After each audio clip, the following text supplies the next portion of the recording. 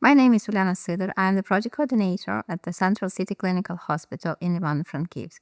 In this project, I run work in Ukraine. I keep timelines, documents, and partner communication on track. I make sure we follow EU rules, and I turn project results into real changes for our doctors and patients. EU projects can feel different for Ukrainian hospitals.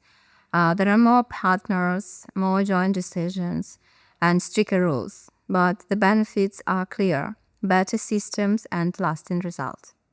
Our experience looks like this. First, we start with clarity: who does what, by when, and how we communicate. Second, we build compliance into daily work: procurement, visibility, data protection, reporting, not last minute, of course. Third, we train, test, and scale. We train staff, we test new tools in real world. When we scale with works across the hospital, and we keep simple with free metrics, so patients helped, staff trained, and equipment installed. Every month we look at the numbers and adjust.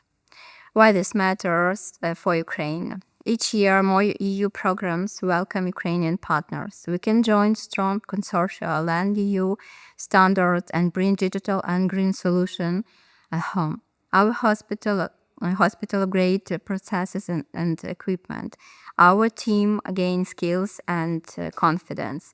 We build resilience from emergency care to telehealth. Today, our hospital has a proven project experience, and we are actively working on 10 new project proposals, a clear sign of capacity and readiness. My message is simple: Ukraine institutions are reliable partners. We deliver, and together we can make sure that innovation reaches the world and the patient.